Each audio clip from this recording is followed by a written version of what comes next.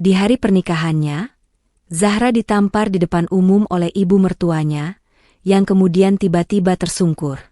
Siapa sangka, tamparan itu adalah awal dari terungkapnya rahasia gelap keluarga yang melibatkan utang dan pengkhianatan. Zahra, sang menantu, harus berjuang membersihkan namanya dan menyelamatkan keluarga barunya dari kehancuran. Assalamualaikum warahmatullahi wabarakatuh. Kalian dari mana aja nih? Absen yuk, jangan lupa subscribe. Buat yang sudah subscribe, semoga selalu diberkahi kebaikan dan rezeki yang mengalir. Aku, Zahra, berdiri di altar dengan hati yang berdebar kencang.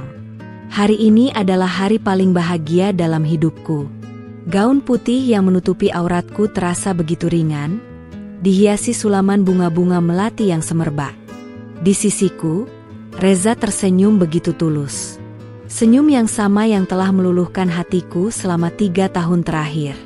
3 tahun penantian yang akhirnya berujung pada janji suci di hadapan Tuhan dan semua orang yang kami cintai. Acara ijab kabul berjalan lancar. Suara Pak Penghulu bergema di seluruh ruangan, diiringi ucapan, sah, yang terdengar seperti melodi surgawi. Hatiku dipenuhi rasa syukur tak terhingga. Aku menoleh pada Reza. Mata kami bertemu, dan di sana, aku melihat masa depan kami yang cerah. Sebuah janji tanpa kata-kata, yang menegaskan bahwa kami akan melewati segalanya bersama. Reza adalah duniaku, dan aku adalah dunianya. Setelah ijab kabul, kami berjalan menuju pelaminan. Semua mata tertuju pada kami.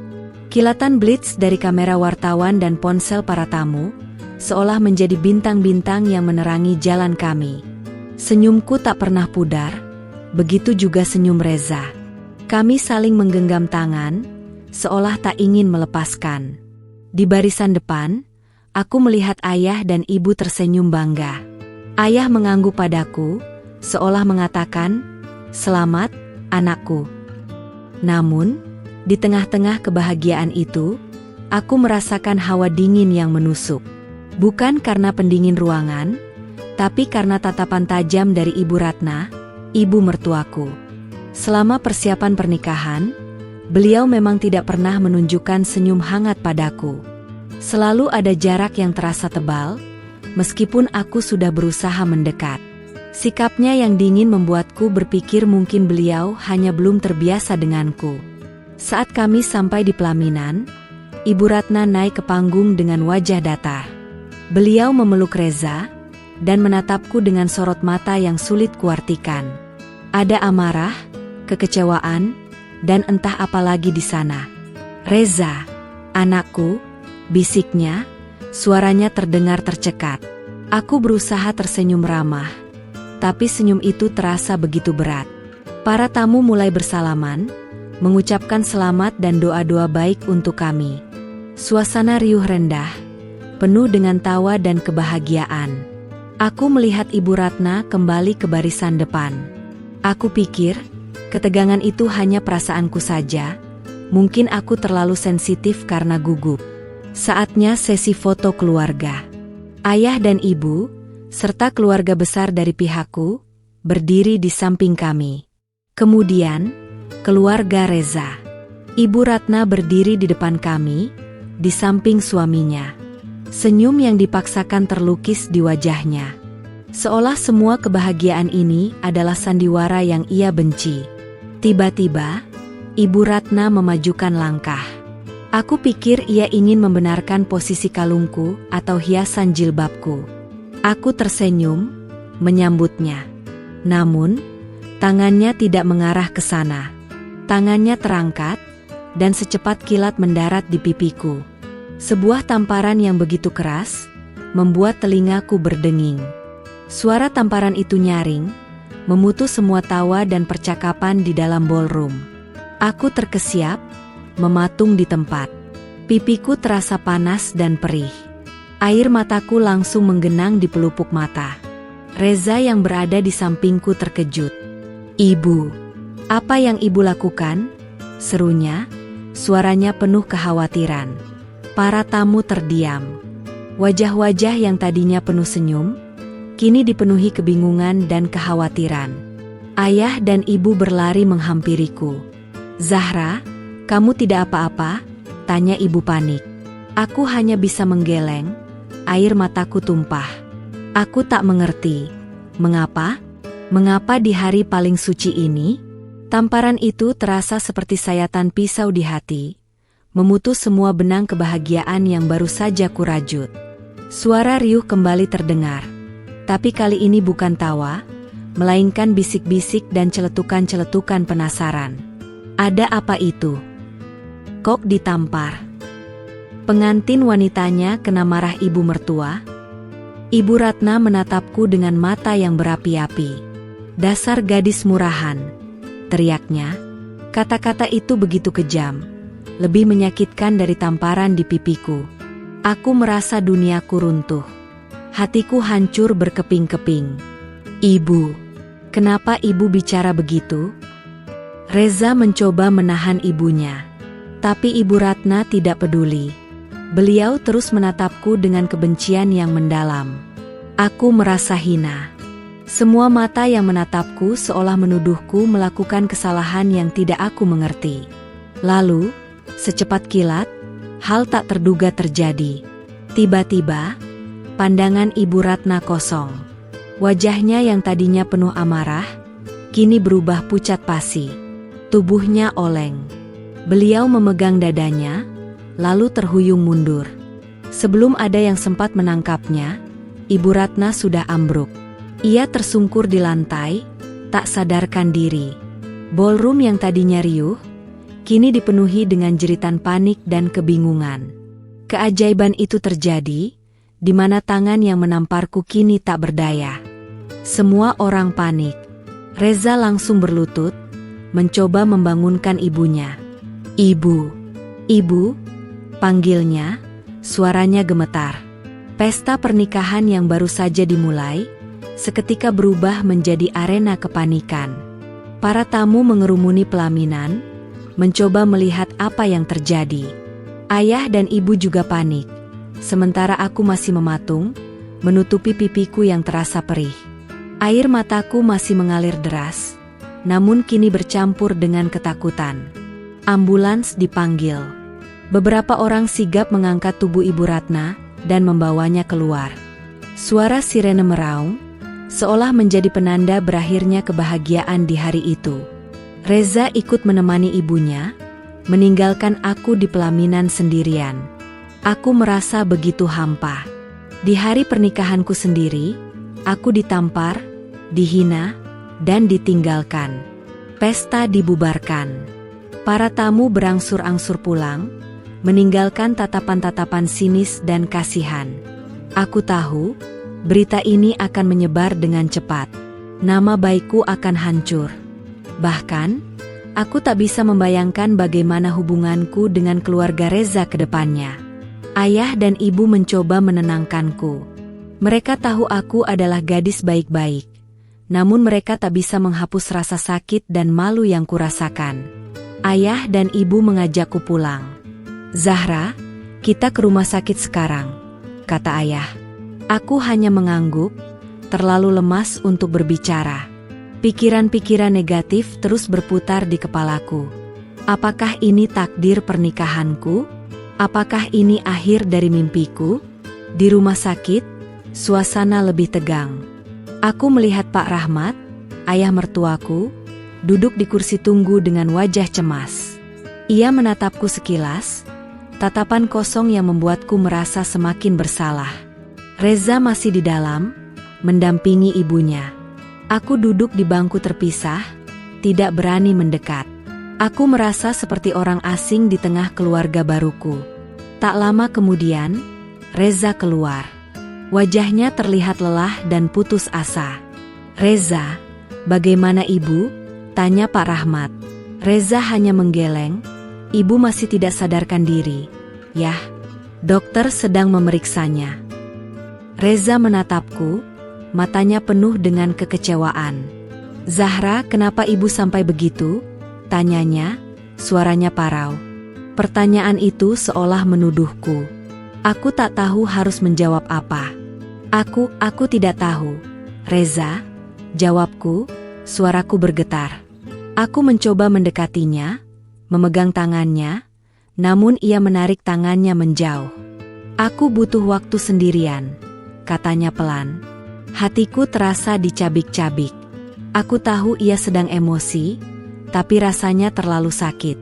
Aku akhirnya memilih untuk duduk kembali, membiarkannya sendiri. Beberapa jam kemudian, seorang dokter keluar. "Keluarga Ibu Ratna?" tanyanya.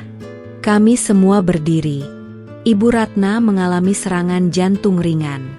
Syukurlah, kita bisa menanganinya dengan cepat. Namun, kami menemukan sesuatu yang lain. Jelasnya. Dokter itu melanjutkan, hasil pemeriksaan menunjukkan Ibu Ratna menderita penyakit kronis yang parah, dan sepertinya beliau sudah tahu tentang ini, tapi tidak pernah memeriksakan diri secara rutin. Stres dan kelelahan yang ekstrim bisa memicu kejadian seperti tadi. Aku terkejut. Serangan jantung? Aku menoleh ke arah Pak Rahmat. Wajahnya terlihat syok. Reza pun sama. Mereka tidak tahu jika Ibu Ratna memang sakit. Lalu kenapa beliau tidak pernah memberitahu keluarganya? Kenapa beliau harus menyembunyikannya dan menanggung semua beban sendirian? Tak ada yang mempercayaiku saat aku mengatakan tamparan itu tidak beralasan.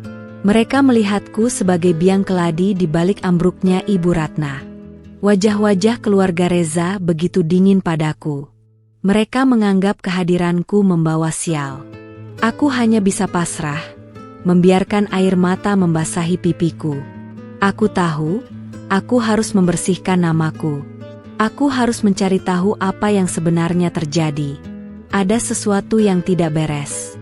Tidak mungkin seorang ibu mertua menampar menantunya tanpa alasan, apalagi di hari pernikahan. Dan ada apa dengan penyakit yang disembunyikan oleh Ibu Ratna? Aku merasa ini semua terhubung. Di tengah-tengah keheningan, aku melihat sebuah tangan mengusap bahuku. Itu ibuku sendiri. Sabar, nak. Kita akan cari tahu kebenarannya. Kamu tidak sendirian, bisiknya. Aku menoleh padanya dan memeluknya erat. Ibu adalah satu-satunya orang yang mempercayaiku di tengah badai ini. Aku merasa sedikit lebih kuat. Aku tidak boleh menyerah. Aku menghela napas. Pikiran-pikiran itu terus berputar di kepalaku. Aku tidak bisa menerima perlakuan ini. Aku tidak bisa menerima tuduhan-tuduhan itu. Ada rahasia yang disembunyikan, dan aku harus menemukannya. Bagaimanapun caranya. Aku memandang Reza dari kejauhan. Ia masih terlihat sangat sedih. Ia tidak menoleh padaku sama sekali. Aku merasa jarak antara kami semakin jauh. Aku tahu ia mencintaiku, tapi ia juga sangat mencintai ibunya. Ia pasti sangat kebingungan. Aku tidak bisa menyalahkannya. Namun, aku tidak bisa menahan rasa sakit di hatiku. Hari-hari berikutnya terasa seperti di neraka. Aku tinggal di rumah orang tuaku, menunggu kabar dari Reza. Namun, ia tidak pernah meneleponku. Hanya Pak Rahmat yang sesekali mengirimiku pesan singkat, memberitahuku bahwa Ibu Ratna masih dirawat di rumah sakit dan kondisinya stabil. Berita tentang insiden di pernikahanku sudah tersebar luas. Bisik-bisik, gosip, dan tuduhan-tuduhan palsu sudah tak terhindarkan. Teman-teman dan kerabatku sesekali menatapku dengan tatapan kasihan. Seolah aku adalah korban yang paling malang. Aku tidak bisa membantah. Bahkan, aku tidak tahu harus membantah apa. Aku mencoba menghubungi Reza, tapi ia tak mengangkat teleponku. Pesan-pesanku juga tak pernah dibalas. Aku merasa begitu putus asa. Pernikahanku belum genap 1 minggu, namun sudah diuji dengan cobaan seberat ini. Aku tidak tahu apa yang harus aku lakukan. Ibuku mencoba menenangkanku. Mungkin Reza butuh waktu, nak. Ia sedang berada di posisi yang sulit, katanya lembut. Aku tahu itu, tapi rasanya terlalu sakit. Aku ingin berada di sisinya, menjadi kekuatannya. bukan menjadi sumber masalahnya. Suatu sore, aku memberanikan diri untuk mengunjungi rumah sakit. Aku ingin melihat Ibu Ratna. Aku ingin berbicara dengan Reza. Aku butuh penjelasan. Sesampainya di sana, aku melihat Reza dan Pak Rahmat sedang berbicara dengan seorang wanita parubaya. Ia adalah Tante Ida, adik Ibu Ratna. Tante Ida melihatku dan langsung memasang wajah tidak suka. "Oh, jadi ini menantu kesayangan Ibu Ratna? Berani sekali kamu datang ke sini setelah apa yang kamu lakukan," katanya sinis. Aku menunduk, tidak berani menatapnya. "Tante, bukan Zahra yang salah. Bela Reza." "Tidak usah bela dia, Reza. Semua orang tahu apa yang terjadi," sahut Tante Ida. Aku merasa hatiku hancur berkeping-keping. Aku ingin berteriak bahwa aku tidak bersalah. Tapi suaraku tercekat di tenggorokan. Aku tidak bisa membela diriku sendiri di depan semua orang yang sudah menuduhku. Reza menatapku dengan tatapan dingin. Tatapan yang sama yang diberikan padaku di rumah sakit malam itu. Aku tahu ia mencintaiku, tapi aku juga tahu ia tidak bisa melupakan bagaimana ibunya tersungkur di depanku. Ia terperangkap di antara dua orang yang ia cintai. Aku akhirnya memberanikan diri untuk berbicara. "Reza, aku ingin bicara denganmu," bisikku. Ia mengangguk. Kami berjalan menjauh dari Tante Ida dan Pak Rahmat. Kami duduk di bangku taman rumah sakit. Angin malam bertiup dingin, seolah ikut merasakan kesedihan yang kurasakan. "Reza, apa yang sebenarnya terjadi? Kenapa ibumu menamparku? Apa aku melakukan kesalahan?" tanyaku, air mataku kembali mengalir. Reza menghela napas. "Zahra, aku tidak tahu. Ibu tidak mau bicara. Tapi aku tidak bisa melupakan bagaimana beliau tersungkur di depanmu," katanya, suaranya parau. "Aku tahu, Reza. Tapi ada sesuatu yang disembunyikan, bukan? Ibu Ratna sakit, tapi beliau tidak pernah memberitahu siapapun." "Kenapa?" tanyaku, mencoba mencari jawaban. Reza menggeleng. "Aku tidak tahu, Zahra. Aku tidak tahu. Aku tahu ia sedang berbohong. Aku tahu ia menyembunyikan sesuatu. Aku tahu ada sesuatu yang tidak beres dengan keluarga ini. Sikap mereka, sikap Ibu Ratna, semuanya terasa janggal. Aku memutuskan, aku tidak bisa lagi pasrah. Aku harus mencari tahu sendiri. Aku harus membersihkan namaku." Aku mulai mengingat-ingat setiap kejadian sebelum pernikahan. Sikap Ibu Ratna yang dingin, matanya yang seringkali terlihat lelah, tangannya yang sering gemetar. Suatu hari, aku tak sengaja mendengar ia berbicara dengan seseorang di telepon. Suaranya terdengar panik dan marah.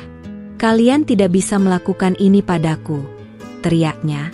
Namun saat ia melihatku, ia langsung mematikan teleponnya dan berpura-pura tidak terjadi apa-apa. Aku juga ingat, beberapa hari sebelum pernikahan, aku tak sengaja melihatnya sedang membakar beberapa lembar kertas. Saat aku bertanya, ia hanya menjawab, "Bukan apa-apa." Aku merasa ada sesuatu yang aneh. Aku kembali ke rumah dan mulai mencari tahu. Aku mencari di internet, di media sosial, mencari petunjuk yang mungkin terlewat. Aku menemukan beberapa artikel tentang kasus-kasus penipuan bisnis di mana nama keluarga Reza atau nama keluarga dari Ibu Ratna disebut-sebut. Aku tidak tahu apakah ini kebetulan atau bukan, tapi aku merasa semakin yakin bahwa ada sesuatu yang tidak beres. Aku memulai investigasi kecil-kecilanku. Aku tidak memberitahu siapapun, bahkan ayah dan ibu. Aku tidak ingin melibatkan mereka. Aku tahu, jika aku salah, aku hanya akan membuat mereka semakin khawatir. Aku memutuskan untuk bekerja sendirian. Aku mulai dari rumah Ibu Ratna.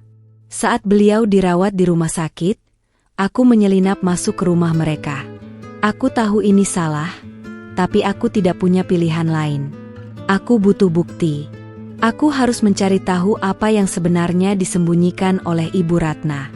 Aku masuk ke kamar beliau, kamar yang selalu terkunci. Aku tahu ada sesuatu di dalamnya.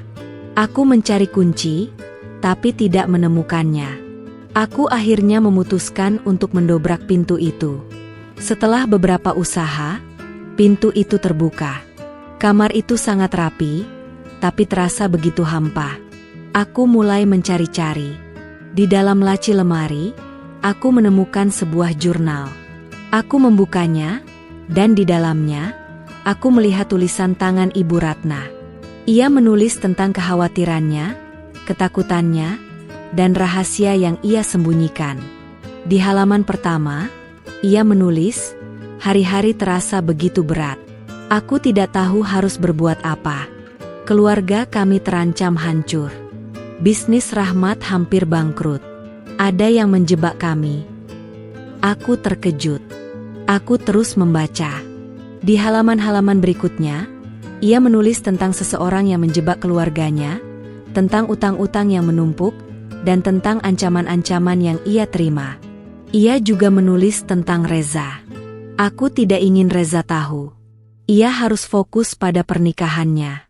Aku tidak ingin ia terbebani, tulisnya. Hatiku terasa sakit. Aku tahu ia sangat mencintai putranya. Aku tahu ia menanggung semua beban ini sendirian. Di bawah bantal, aku menemukan sebuah ponsel. Ponsel itu terkunci. Aku mencoba menebak kata sandinya. Tanggal lahir Ibu Ratna, tanggal pernikahan beliau, tanggal lahir Reza. Semuanya salah. Aku hampir putus asa, tapi aku mencoba satu lagi. Tanggal lahirku. Dan ponsel itu terbuka. Aku terkejut. Kenapa Ibu Ratna menggunakan tanggal lahirku sebagai kata sandi? Apakah ia mempercayaiku? Apakah ia sudah tahu bahwa aku adalah satu-satunya orang yang bisa membantunya? Di dalam ponsel itu, aku menemukan sebuah percakapan. Percakapan antara Ibu Ratna dan seseorang bernama Malik. Percakapan itu penuh dengan ancaman. Malik mengancam akan membongkar semua rahasia keluarga Reza, tentang kebangkrutan, tentang utang, jika Ibu Ratna tidak menuruti semua keinginannya. Ia juga mengancam akan membongkar rahasia-rahasia lain, rahasia yang tidak aku mengerti. Aku membaca percakapan itu berkali-kali. Setiap kali aku membacanya, hatiku terasa semakin sakit. Aku tahu, Ibu Ratna tidak jahat. Ia hanya terperangkap di dalam situasi yang sulit. Aku mengambil ponsel itu dan keluar dari kamar. Aku menutup kembali pintu kamar Ibu Ratna, seolah tidak terjadi apa-apa. Aku kembali ke rumahku, dengan membawa bukti yang akan mengubah segalanya. Aku tahu, aku harus berbicara dengan Reza. Aku harus memberitahunya tentang semua ini. Aku harus menyelamatkan keluargaku. Aku tidak akan membiarkan Malik menghancurkan semuanya. Aku melihat jam di dinding. Sudah tengah malam. Aku tahu Reza tidak akan mengangkat teleponku. Aku memutuskan untuk menunggunya. Aku akan menunggunya sampai pagi. Aku harus berbicara dengannya secara langsung. Aku duduk di kursi di ruang tamu. Aku melihat ponsel Ibu Ratna di tanganku. Aku melihat foto-foto di dalamnya.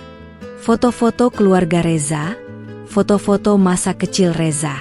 Aku merasa begitu sedih. Aku tahu, Ibu Ratna mencintai keluarganya lebih dari apapun. Dan ia menanggung semua beban ini sendirian. Aku tahu, tamparan di pipiku itu bukan karena kebencian. Itu adalah tamparan dari seorang ibu yang putus asa, yang mencoba menyelamatkan keluarganya. Aku memaafkannya. Aku memaafkan semua yang telah ia lakukan. Pagi harinya, aku kembali ke rumah sakit. Aku tidak menelepon Reza, aku ingin menemuinya secara langsung. Ia terkejut melihatku. Ia tahu aku membawa sesuatu yang penting. Kami duduk di bangku taman yang sama seperti sebelumnya. Aku menyerahkan ponsel Ibu Ratna kepadanya. "Lihatlah, Reza," kataku. Reza mengambil ponsel itu, matanya dipenuhi kebingungan. "Kenapa kamu bisa dapat ini?" tanyanya. Aku tidak menjawab. Aku hanya menunggunya membaca semua percakapan itu. Wajah Reza berubah. Dari kebingungan menjadi terkejut, dari terkejut menjadi marah, dari marah menjadi sedih. Ia membaca percakapan itu berkali-kali. Matanya dipenuhi air mata. Ini tidak mungkin, bisiknya, suaranya gemetar. Itu benar, Reza. Bisnis ayahmu hampir bangkrut. Dan ada yang menjebak mereka, kataku. Siapa Malik? Tanyaku. Reza menatapku, matanya kosong. Malik, dia adalah teman bisnis ayahku. Dia yang menjebak kami. Dia yang membuat kami hampir bangkrut. Jawabnya. Aku terkejut. Tapi, kenapa? Kenapa dia melakukan ini? Tanyaku. Reza menghela napas. Malik, dia adalah mantan kekasih ibu, katanya pelan. Aku mematung. Mantan kekasih? Sebelum ayah dan ibu menikah, ibu dan Malik sempat menjalin hubungan. Tapi mereka berpisah karena Malik ketahuan menipu. Ayahku datang dan menyelamatkan ibu. Tapi Malik tidak pernah bisa melupakan ibu. Ia selalu berusaha kembali, selalu berusaha menghancurkan keluarga kami. Jelasnya. Aku tidak tahu bahwa ibu dan Malik ada hubungan, kataku. Reza menggeleng. Ayah dan ibu tidak pernah cerita, katanya. Tapi aku tahu, ada sesuatu yang disembunyikan oleh ayah dan ibu. Aku selalu merasa ada yang tidak beres. Reza menceritakan semua yang ia tahu. Tentang utang-utang yang menumpuk, tentang ancaman-ancaman yang ia terima. Ia bilang, ia tidak bisa memberitahuku, karena ia tidak ingin aku terbebani. Ia tidak ingin aku pergi. Aku minta maaf, Zahra, katanya, suaranya bergetar. Aku tidak seharusnya menyembunyikan ini darimu. Aku seharusnya memberitahumu dari awal. Aku menggeleng. Tidak, Reza. Ini bukan salahmu. Aku mengerti, kataku. Aku tahu kamu mencintaiku, tapi kamu juga mencintai ibumu. Aku mengerti. Aku tahu, ia merasa bersalah. Ia merasa bersalah karena telah meninggalkan aku di hari pernikahanku. Ia merasa bersalah karena telah meragukanku. Aku memeluknya. Kita akan hadapi ini bersama, Reza. Kita akan bantu ibu. Kita akan selamatkan keluarga kita. Kataku. Reza mengangguk, memelukku erat. Tangisnya pecah di bahuku. Aku tahu, ia sudah menanggung beban ini terlalu lama. Aku membiarkannya menangis. Membiarkannya mengeluarkan semua rasa sakit dan kekecewaan yang ia rasakan. Aku tahu, Malik adalah orang yang berbahaya. Ia tidak hanya ingin menghancurkan bisnis keluarga Reza, tapi ia juga ingin menghancurkan keluarga mereka. Aku harus mencari tahu apa yang sebenarnya ia inginkan. Aku harus mencari tahu apa rahasia yang ia sembunyikan. Aku membuka kembali percakapan di ponsel Ibu Ratna. Ada satu percakapan yang membuatku penasaran. Percakapan antara Ibu Ratna dan Malik. Aku akan menikahkan Reza. Itu adalah jalan satu-satunya, tulis Ibu Ratna. Aku terkejut. Kenapa Ibu Ratna harus menikahkan Reza? Apa hubungannya dengan Malik? Aku terus membaca percakapan di ponsel Ibu Ratna. Dan aku menemukan sesuatu yang mengejutkan. Malik ingin menikah dengan putri seorang pengusaha kaya raya, namun ada syarat. Syarat itu adalah, Malik harus berhasil membujuk Reza untuk menikah dengan adiknya, yang bernama Karina. Reza dan Karina tidak saling kenal. Mereka hanya pernah bertemu sekali di sebuah acara. Aku terkejut. Aku tahu, Malik adalah orang yang licik. Ia tidak hanya ingin menghancurkan keluarga Reza, tapi ia juga ingin menggunakan mereka untuk mencapai tujuannya. Aku menelepon Reza. Reza, aku menemukan sesuatu yang mengejutkan, kataku. Aku menceritakan semua yang aku temukan. Reza terkejut. Jadi, Malik ingin menikahiku dengan adiknya? Tapi kenapa? Tanyanya. Aku tidak tahu, jawabku. Tapi aku tahu, ini semua terhubung. Malik ingin menggunakan pernikahan kita untuk mencapai tujuannya.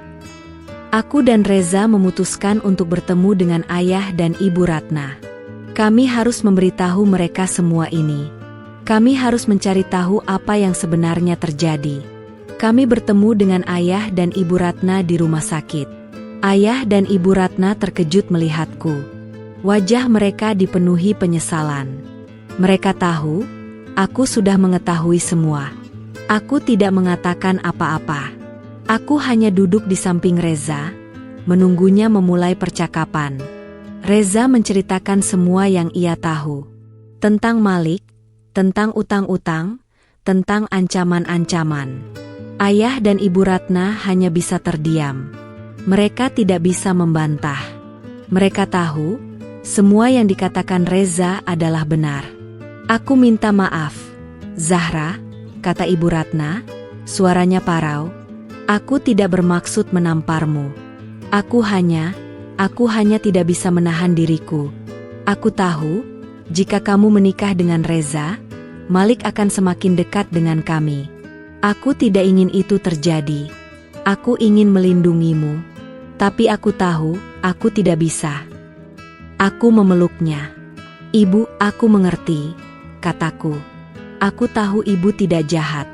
Ibu hanya terperangkap. Tapi sekarang kita akan hadapi ini bersama. Ayah dan ibu Ratna menangis. Mereka tidak bisa menyembunyikan rasa bersalah mereka. Mereka tidak bisa menyembunyikan rasa takut mereka. Aku tahu, mereka mencintai putranya lebih dari apapun. Dan mereka menanggung semua beban ini sendirian. Lalu, apa yang harus kita lakukan? Tanya ayah. Kita harus melawan Malik, jawabku. Kita harus mengungkapkan semua kejahatannya. Ayah dan ibu Ratna terkejut. Tapi bagaimana caranya? Tanya ibu Ratna. Kita akan gunakan pernikahan kita, kataku. Kita akan gunakan momen ini untuk mengungkap semua kejahatannya. Kita akan menjebaknya. Reza menatapku, matanya dipenuhi kekaguman. Kamu yakin, Zahra? Tanyanya. Aku yakin, Reza. Kita tidak punya pilihan lain. Jawabku, kami membuat rencana.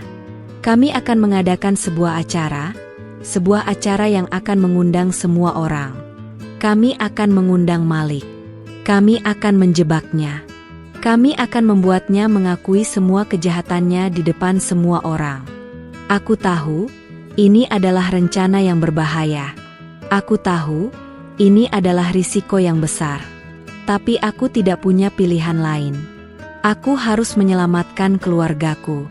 Aku harus membersihkan namaku. Beberapa hari kemudian, Ibu Ratna diperbolehkan pulang dari rumah sakit. Kondisinya sudah membaik, tapi ia masih terlihat lemas. Namun, wajahnya terlihat lebih tenang. Ia tidak lagi menanggung semua beban itu sendirian. Kami mengadakan sebuah pesta kecil di rumah. Kami mengundang keluarga besar, teman-teman dekat, dan tentu saja Mal. Ia datang, tersenyum sinis, seolah tidak terjadi apa-apa. Aku menatapnya. Matanya penuh dengan kejahatan. Ia tahu, ada sesuatu yang tidak beres. Tapi ia tidak tahu, apa itu. Saatnya makan malam. Suasana terasa tegang. Malik duduk di samping ayah, berpura-pura menjadi teman baik. Aku duduk di samping Reza, memegang tangannya. Aku tahu, ini adalah saat yang tepat. Ini adalah saat di mana semua akan terungkap. Aku menatap Reza, mengangguk. Ia mengerti.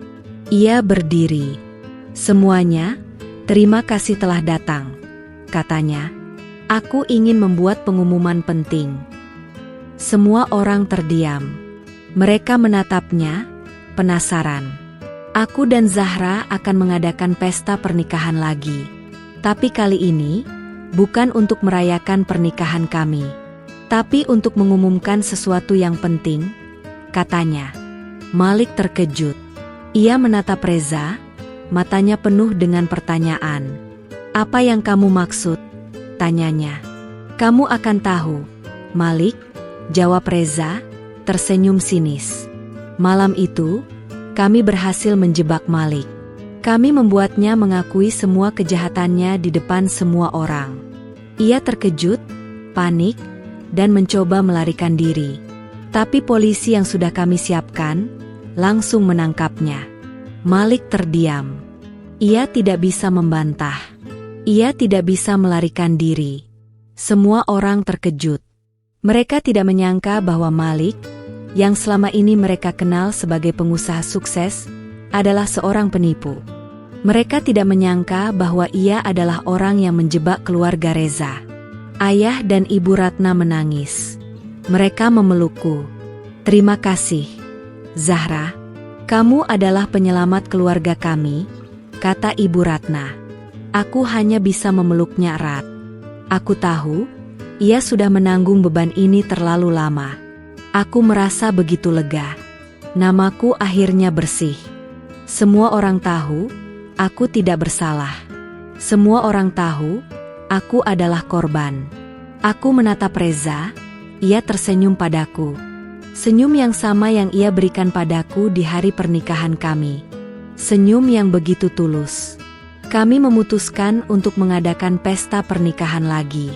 Kali ini, bukan untuk merayakan pernikahan kami, tapi untuk merayakan kemenangan kami. Kami akan merayakan cinta kami dan kebahagiaan kami. Aku tahu, ini adalah awal dari kehidupan baru.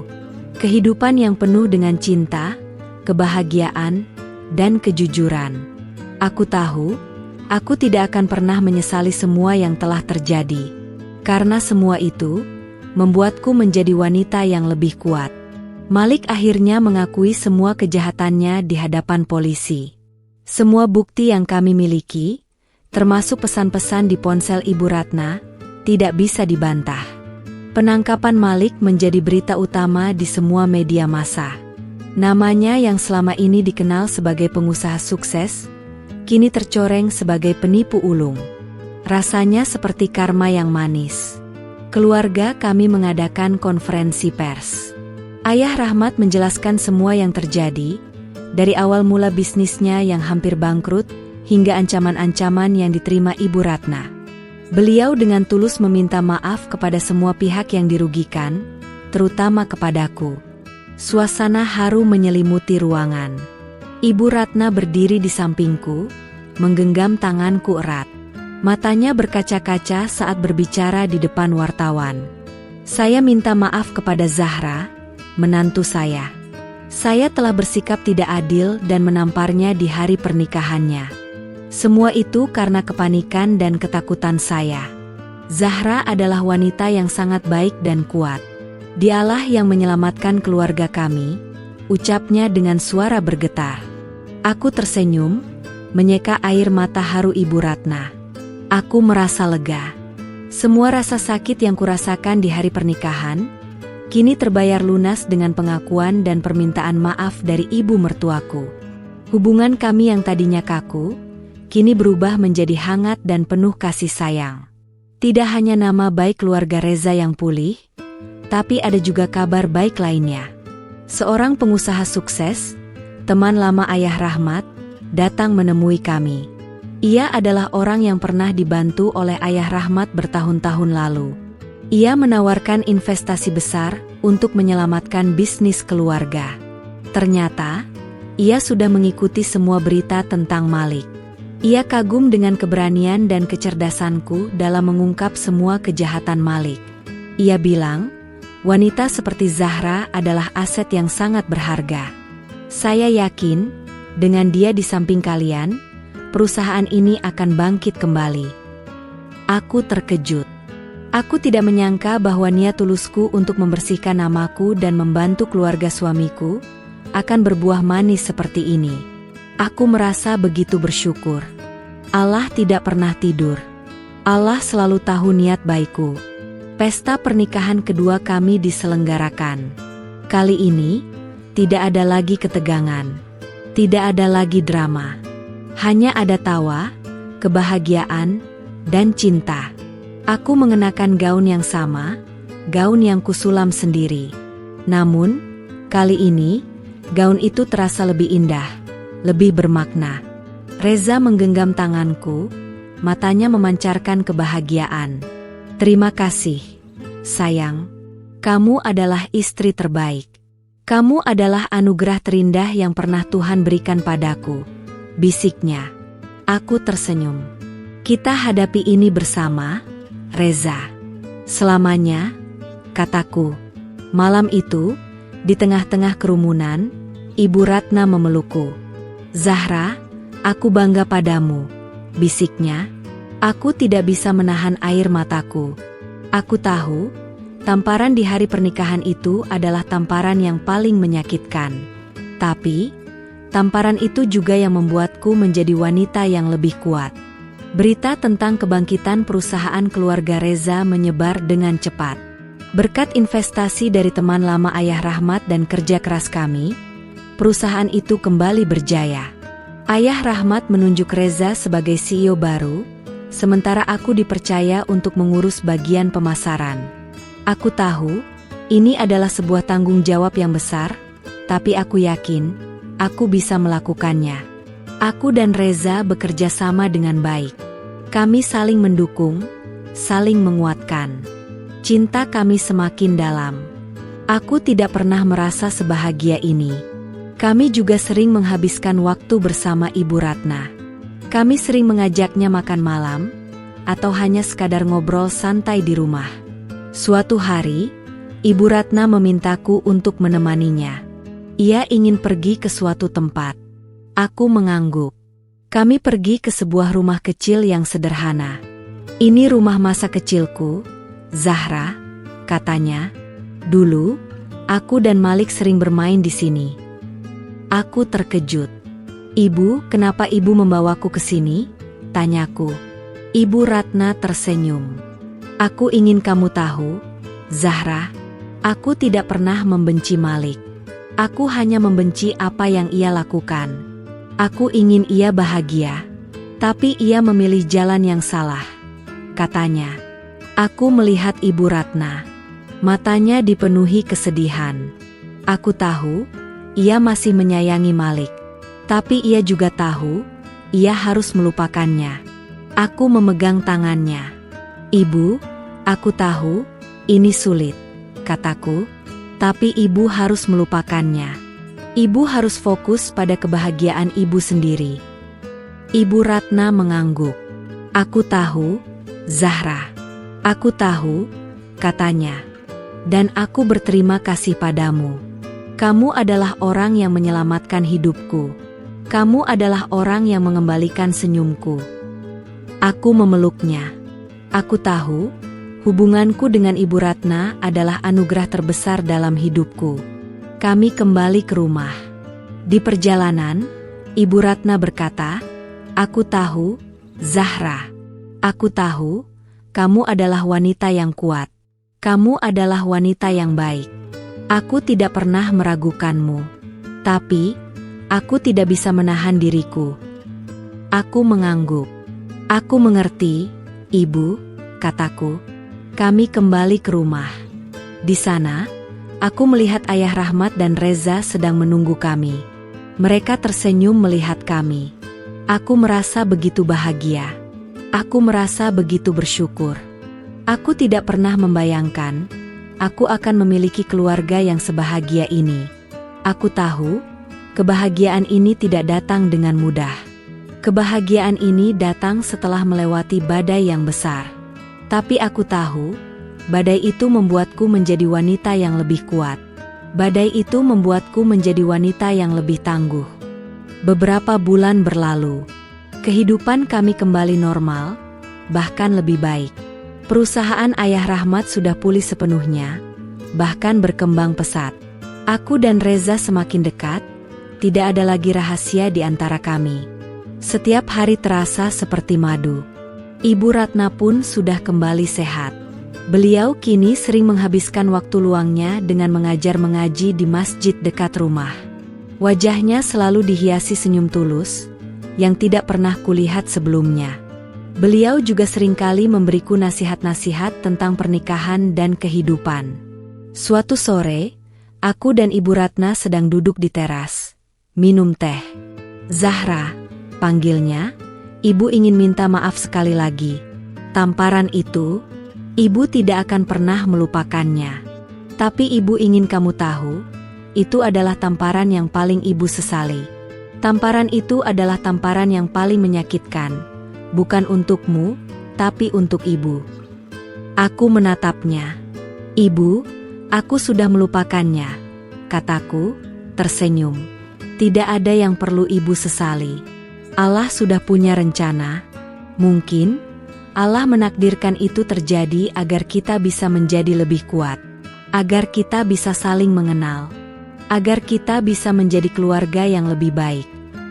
Ibu Ratna memelukku. "Zahra, kamu adalah anugerah terindah dalam hidup kami. Kamu adalah penyelamat keluarga kami," bisiknya. Aku tidak bisa menahan air mataku. Aku memeluknya erat. Reza keluar dari rumah, melihat kami berpelukan. Ia tersenyum. "Apa yang kalian berdua bicarakan? Sepertinya ada yang tidak ingin aku tahu," katanya, bercanda. Aku dan Ibu Ratna tertawa. "Tidak ada, sayang," kataku. Hanya cerita wanita." Kami duduk di teras, memandangi matahari terbenam. Pemandangan itu begitu indah. Di hari itu, di depan mataku, semua yang tadinya terasa buruk, kini terasa begitu indah. Aku melihat kebahagiaan di wajah ayah dan Ibu Ratna, kebahagiaan di wajah Reza, dan kebahagiaan di hatiku sendiri. Aku tahu, ini adalah akhir dari cerita kami. Tapi aku tahu, ini juga adalah awal dari kehidupan yang baru. Kehidupan yang penuh dengan cinta, kebahagiaan, dan kejujuran. Aku tidak akan pernah melupakan semua yang telah terjadi. Karena semua itu, membuatku menjadi wanita yang lebih kuat.